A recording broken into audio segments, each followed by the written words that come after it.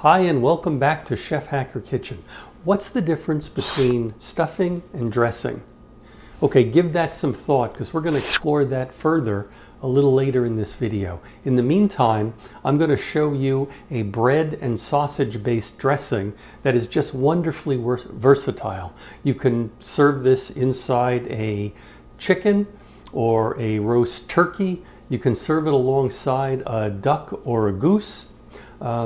You can roll it up inside a cutlet of chicken, pork, or veal. You can even use it in the center of a holiday crown roast of pork. It's just wonderfully, wonderfully good in all those applications. In fact, you can serve it as a starch-based side dish to any non-seafood entree that you care to cook.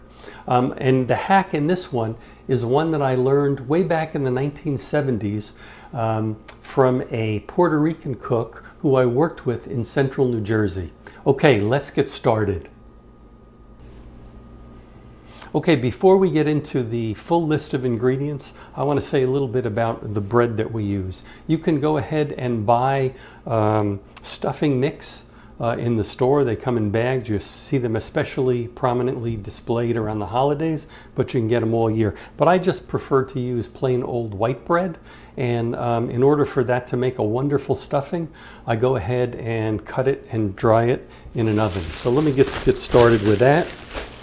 You need a pound of bread pieces, and in the case of a typical loaf of white bread, that's about 16 slices. So I go ahead and cut them one way and then cut them the other. If you've watched my crouton video, then you've probably seen me do something very similar to this. And then I take those and I put them on a tray and then spread them all out so they're at one layer. And then I bake them in a 350 degree oven for a total of about, 20, 25 minutes. And in between, maybe every 5 or 10 minutes, I go ahead with a spatula and turn these over so they brown evenly. We want a little bit of brownness on them because it'll add some nice caramelized type of flavor. But primarily we want to dry out the inside so that it won't get too mushy when we cook it. Our first ingredient is, of course, the bread that we toasted earlier. And you can see some of them are brown, but the key is that it's nice and crisp. That's really what you're looking for. A pound of pork sausage. This is the sort of breakfast sausage that comes in kind of a roll. You could probably use any sage-based sausage. We have about a cup, maybe a cup and a quarter of onions, a cup or a cup and a quarter of celery. I happen to like vegetables in my dressing, and that's why I tend to bump them up a little bit. We have 1 cup of chicken stock, and you can see that I did not defat that. A little bit of that chicken fat will be fine in the dressing. We have 2 eggs. We have a little bit of butter so that we can grease the bottom of the baking dish before we load in the raw dressing. We have some poultry seasoning. I think that's about a quarter of a teaspoon. If you don't have poultry seasoning, you could substitute equal parts of rosemary, sage, and thyme. That'll give you that poultry sort of a flavor. We have salt and pepper. I don't know how much. I just put in a little till it seems about right. You'll get a lot of flavor out of the sausage and the stock, so you probably don't need a whole lot of salt and pepper. And then this is the hack. This is something I learned from a Puerto Rican chef that I worked with back in the early, actually mid-1970s.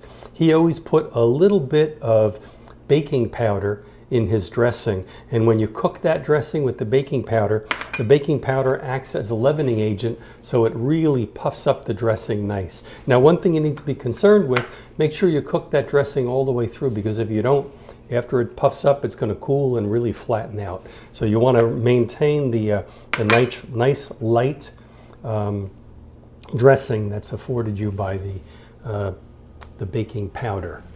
Okay, now we can get started with the cook. First step is to brown our sausage, so I'm going to heat up a pan.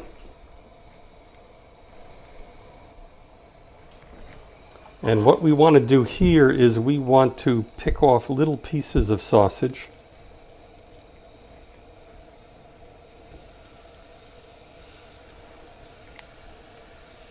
and we want to brown the entire pound in these kind of little bits. Now it's not that important. If some of them are a little big, you can always use the spoon later on to break them.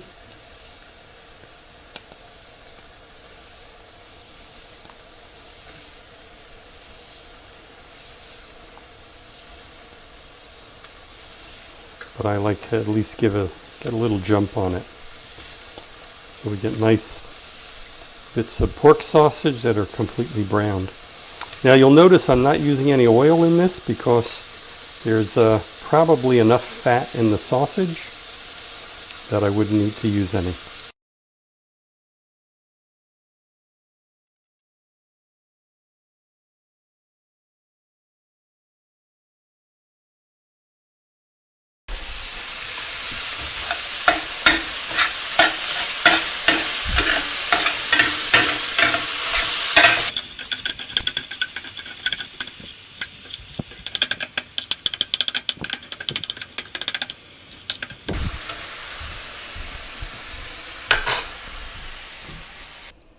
Okay, so as you can see, the sausage is cooked and I've got a little bit of brown on it, which should add some nice flavor, but we're ready to go ahead and transfer this. So now what I'm going to do is I'm going to transfer the pork to a separate bowl. I'm going to reserve some of the fat in the pan because I'm going to use that to saute the vegetables.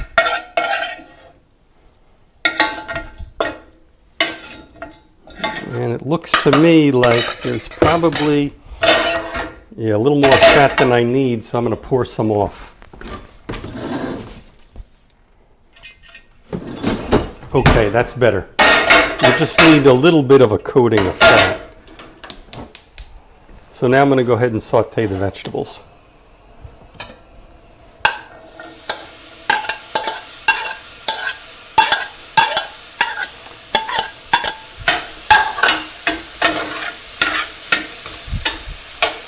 Now we want to brown these a little bit. We want to soften them a little bit, but I'd like to really cook them al dente. I like the crispness that will end up in the dressing if we do. If you overcook them, they can tend to get a little bit mushy, and then your dressing will kind of taste like store-bought, I don't know, whatever they call that stuff, stovetop dressing or whatever that's, stovetop stuffing. Okay. So we'll let that cook just a few minutes.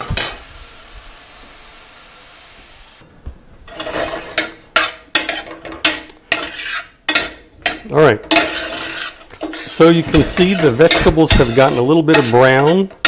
They're, I would call them al dente. So we're going to go ahead and I'm going to add this to the pan with the sausage.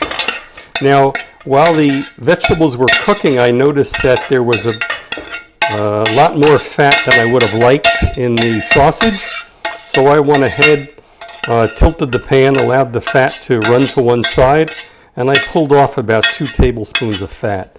Now, there's still a little bit of fat in there, which should be fine. It'll give it some flavor, but it won't make it a greasy dressing.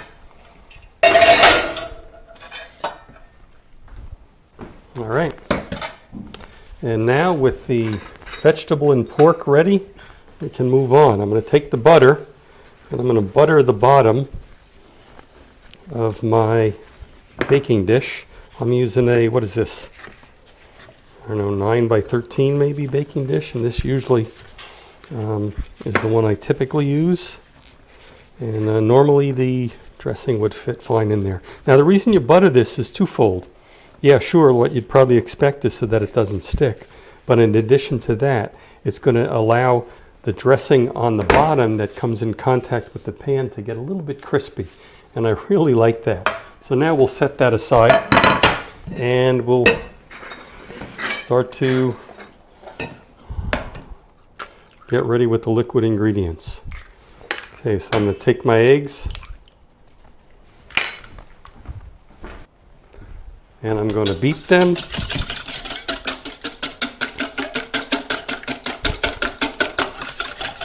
Going to go ahead and add my stock and beat that.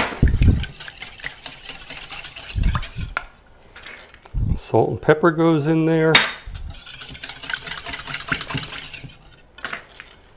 The sage. The poultry seasoning.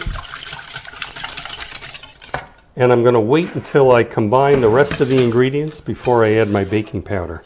You know, baking powder is a chemical reaction, so we don't want to start that reaction too early. All right. So I mix the liquid ingredients into the vegetables and pork sausage. And I'm going to take that, pour it over my toasted bread bits.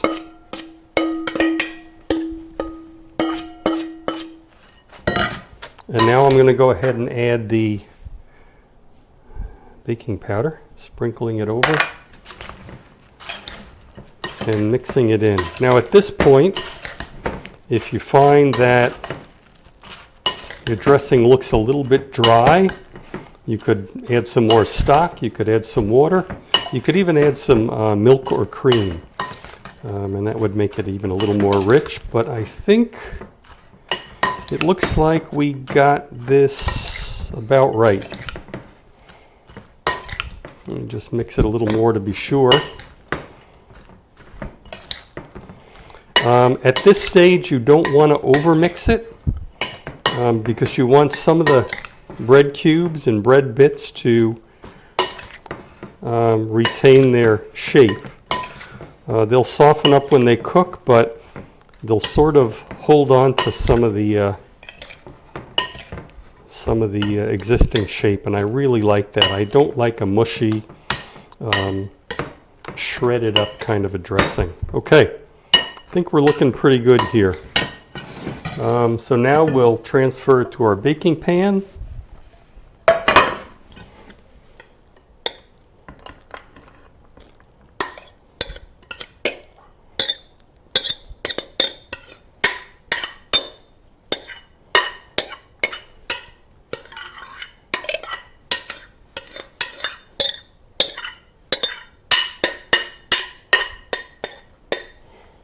Okay.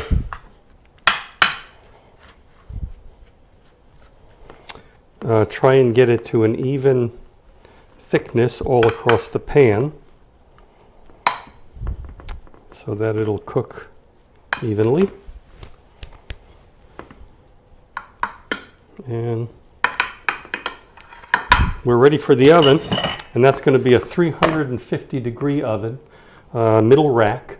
And it'll probably take somewhere between 30 and 40 minutes, depending on the temperature of your ingredients and the thickness of the dressing. But I think so what I'll do is I will check this at 30 minutes. I'll look for it to be done in the center. And if it's not, then I'll go ahead and leave it in for a little longer. Okay, 350 degrees, here we go.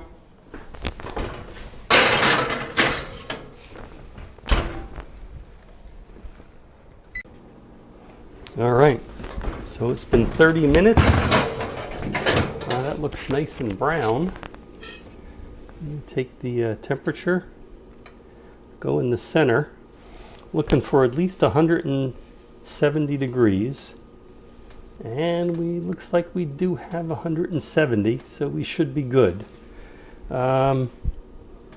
It'll probably go up another 5 degrees, maybe even 10 degrees. Yeah, it's getting towards 180. So we're done. So the dressing is ready.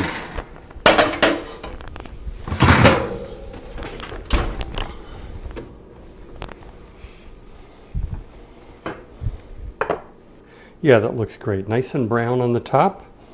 And the vegetables are most likely still crisp. Yeah, they are.